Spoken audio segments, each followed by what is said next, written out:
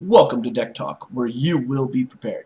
Deck Talk is a series where we talk with deck creators, pros, commentators, and pretty much anyone we think is interesting. Alright, so today's special guest is a top 100 NA Legend player. He's played in many tournaments all over, making that money. He's part of Don't Kick My Robot. He's the Canadian champion, Kisstafer. Thank you for being on the show today, Kisstafer. Thanks for having me, man. All right. So, I've known you for a little bit now, ever since the glory days of Hunter OTK, which is actually how we met, interestingly enough. So, Right. you've played in a lot of the tournaments that I've hosted. I've had to interview you a few times, if memory serves. And, yeah, you're just a solid player all around. Yeah, I remember the good old Mana Grind tournament days, having to sit Yeah. in the team speak with the Oh, giving yeah. out the interviews. Oh. Those are days that I miss and don't at the same time. I could imagine. Oh, it was so frustrating. Anyway. It was so it was frustrating on a good day, you know, having to answer like 10,000 questions at once. It was just mind-numbing. Plus, I remember you saying you had to sort through the audio file of like a half an hour and then transcribe it into like a 5-question and answer script. Oh no, it was actually more like a 20-question script that I had to make look like it wasn't a 20-question script. Yeah, that was a little difficult. Very little difficult to say the least. Okay, so you're in Don't Kick My Robot. I am. All right. I've actually had some great dealings with you guys before. Brad, for instance, he's a great player. He actually kicked a lot of ass in our tournaments. So, yeah, Yeah, you got. Brad's a really good player. Yeah, he is. You guys have been doing really good lately too. We have been. We have our invitational that we've been doing well on. All right. And just in like weekly tournaments. All right. All right. Okay, so let's talk about this deck you brought us. Now, as I've stated, this man is legendary. What's your current legendary rank right now? 52, I 52. think. I'm not logged on right now, but when I was, like a few minutes ago, I was 52. All right, 52. That's rather impressive. All right, so let's break this deck down. It's a Hunter Midrange. Tell us all about it. Well, I'm sure everyone has seen or played against Hunter Midrange Mm-hmm. quite a bit by now. It's just a deck where you're basically looking to push for a lot of damage and like ramp into a mid-sized minions in the early to mid game, and then you want to push for a lot of damage, and then when the opponent starts reacting to your board and setting up their own threats, you use the Buzzard Unleash combo with Hunter's Mark to clean up the board and then continue pushing for more damage. Now that's actually a really, really brilliant combo that a lot of people really hate. Yeah, Buzzard Unleash, I could imagine. It sometimes it feels unfair. You almost have to change the way you play just to accommodate for it. Now I also noticed you have a Leroy here, so you could actually get a bigger burst with Unleash the Hounds if needed. Yeah, that's one of the synergies that people complain about too, is that Leroy Jenkins' backfire actually helps Unleash the Hounds do even more damage. Now, I don't have a Timberwolf in this version of the deck, but like sometimes if you have a Timberwolf even, it makes it like incredibly bursty. Oh yeah, I mean you do have the Animal Companion, so you could hope for like a turn 10 Leok. Yeah, Leok, that definitely makes the combos go wild when you have that. All right. Now you're also breaking one of the big conventions of Hunter Midrange. You have no high main. Yeah. Okay, explain this to us. That's actually like the purpose of the deck, because I was playing a lot of Hunter Midrange with the high main on the ladder, and I was just noticing that this was free the last quarter of Nax, because like hardly anyone's playing Miracle Rogue right now because they're all testing the new cards. Right. But like everyone was playing either Hunter Midrange or Miracle Rogue like yesterday or the day before. So I was noticing that in those matchups, the high main was actually more of a liability because like Rogue could sap it and then you've just wasted 6 mana. Right. And in the Hunter mirror, you don't actually need the Savannah because the Stranglethorn Tiger comes down a turn earlier, and that matchup is a complete race. So all that matters is how much damage you can put on the opponent's face. And the Tiger hits for almost as hard, and it comes down a turn earlier, and it's stealth, so they can't remove it or Hunter's Mark it. So that's why I've been running with this. All right, all right. That's actually very. That makes a lot of sense, and it's very intriguing. All right. There are matchups where it's better to have high main, like against Control Warrior, because there's just more threats for them to remove.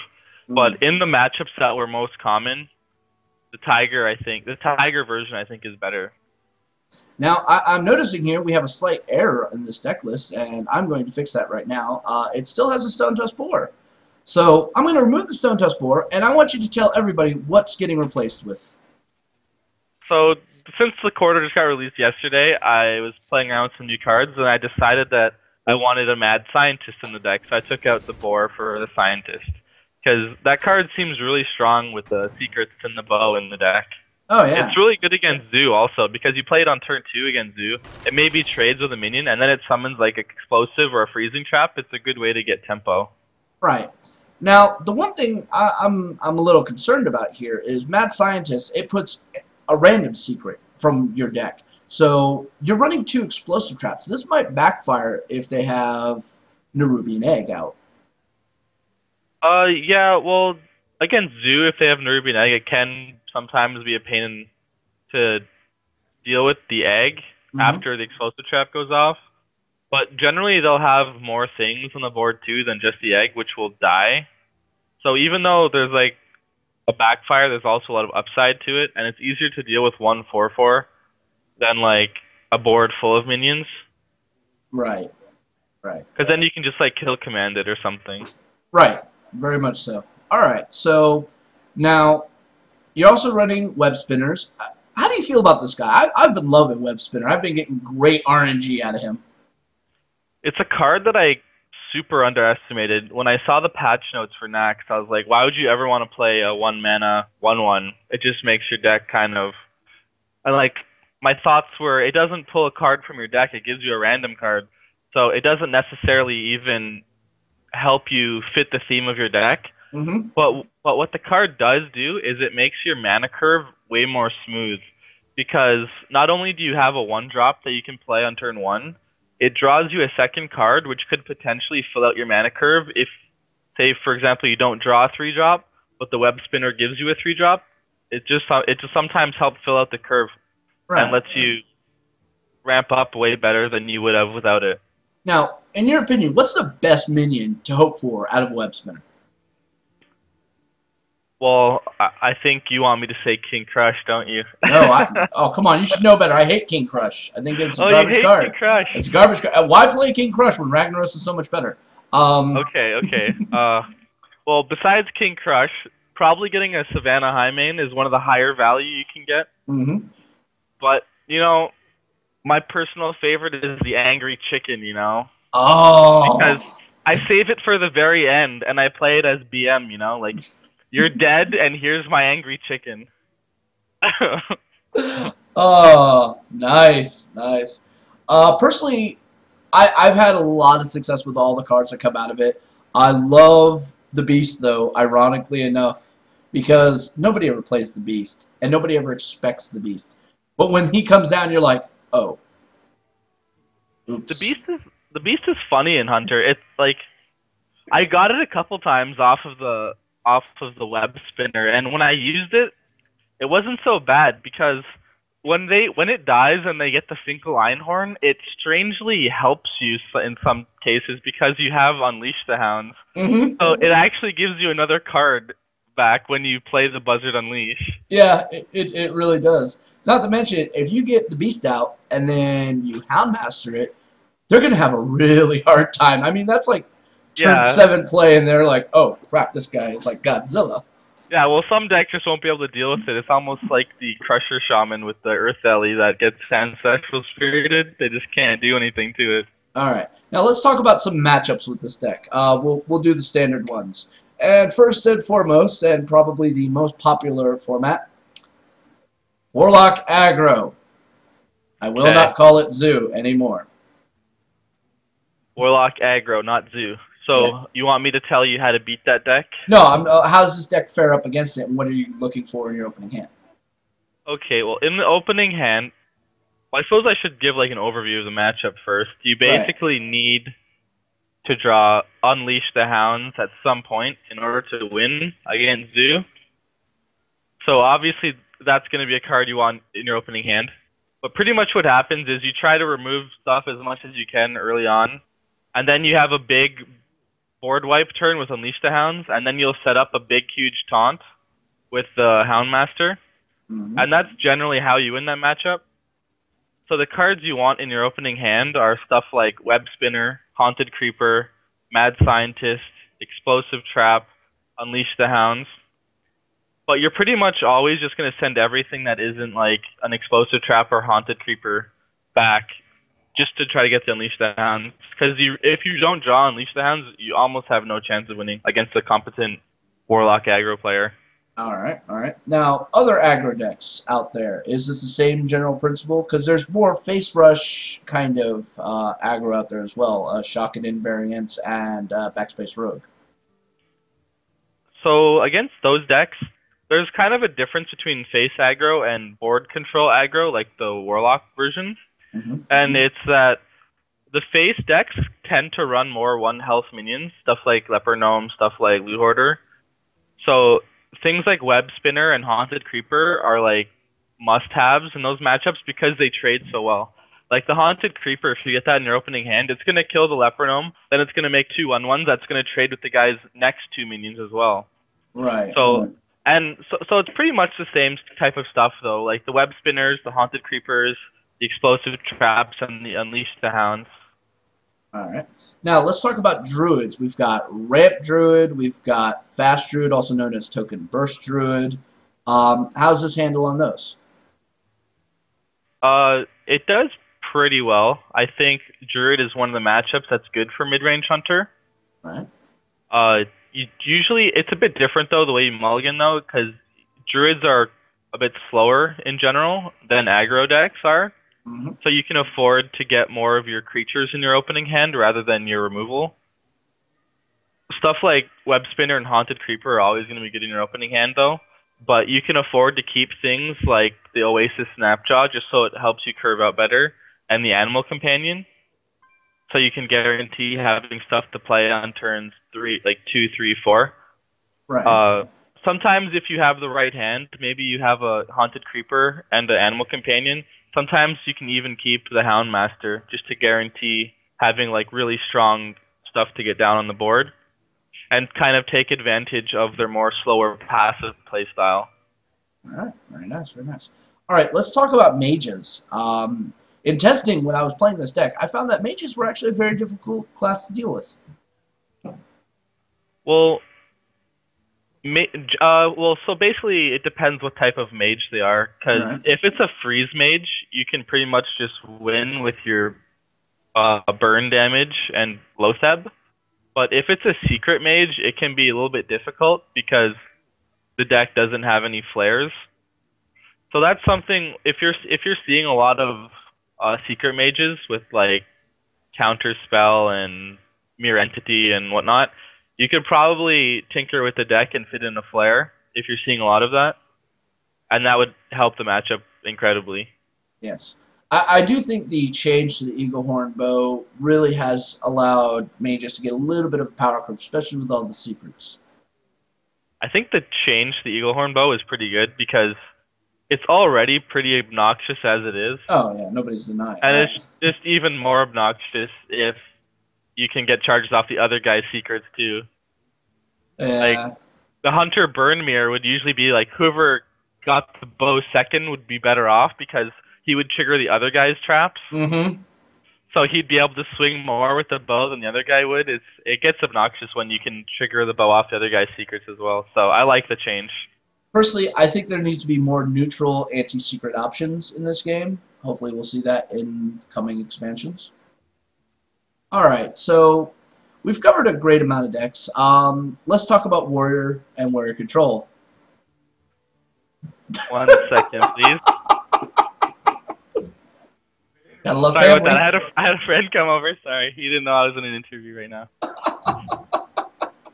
No, I think he knew, but he still wanted to mess with you. All right. What was the question again? Warrior Control. How is this going to do against Warrior Control? I mean, no high mains. That's going to be a rough call. Right. So Midrange Hunter is usually pretty favored against Warrior Control, but without the high main, it's a bit worse of a matchup. I cannot deny that.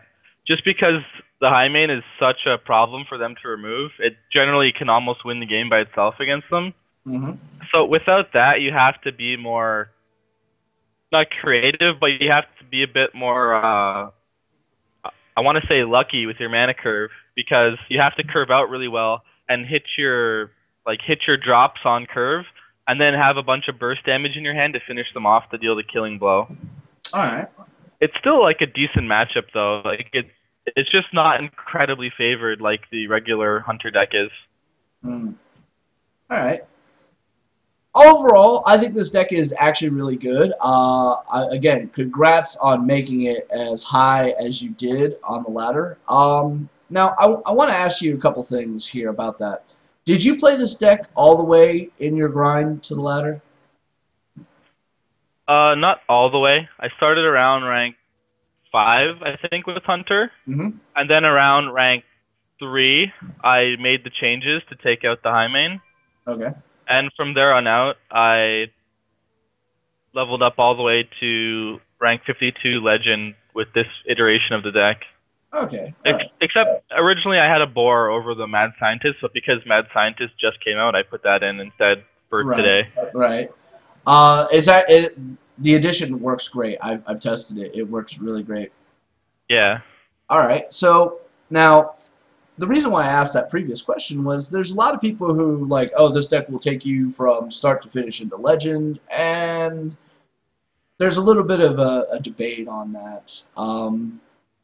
I don't know. What are your thoughts? Do you think that there are such things as a solid deck that can go from point A of the ladder all the way to the end?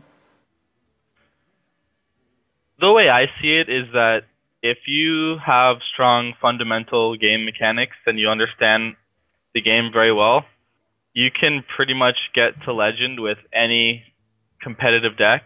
All right. Not any deck, but any of the top decks that you see, like Midrange Hunter, Miracle Rogue, Zoo, like Control Paladin, like any of the, like if you were to go onto like a website that had tournament winning decks, if you were to pick any of those, you could get Legend with any of those. All right. But if you're a newer player, it's better to stick to one deck. But if you're like a more experienced player, you can play like multiple decks and get to Legend. All right. That's awesome. Now, we're going to be wrapping this up here in a little bit. Kisstafer, is there anything you'd like to say? I know your team has sponsors and all that. Yeah, sure. We're sponsored by Gunners. I'm wearing my Gunners right now. Nice. We're sponsored by Hearthstats, and we're also sponsored by 2P. You guys should check all of those out. Yep. I can vouch for the Gunners. Personally, they're really good. They help protect your eyes if you're looking at the computer screen all day like I do sometimes. So, anyway, that's all I have to say. Those are my sponsors. All right. That's awesome. Now, we're going to move on to a little bit of info here. If you're interested in following Don't Kick My Robot, here's some information for them. Twitter at Don't Kick My Robot, Facebook /TeamDKMR, YouTube Don't Kick My Robot, and of course the website www.don'tkickmyrobot.com. There's an overall theme with this name, isn't there? Yeah, it's something about not kicking robots. I guess so. But kicking humans, that's completely alright, right? Well, that's what we do. We kick humans. Awesome! Awesome. Love it. Alright. This is the Shivs, and I'm just so happy you could be here, man. I'm a little verklempt. Is there anything else you'd like to say? Watch the DKMR Invitational. I'm going to be playing against VVV Caldi. All right. Also, don't forget to check out the MassEnchant Speed Swiss Friday Night Dust-Offs every Friday, 7 p.m. EDT. This is the Shiv. If you like this video, please like, subscribe, tell your friends. Until then, bye-bye.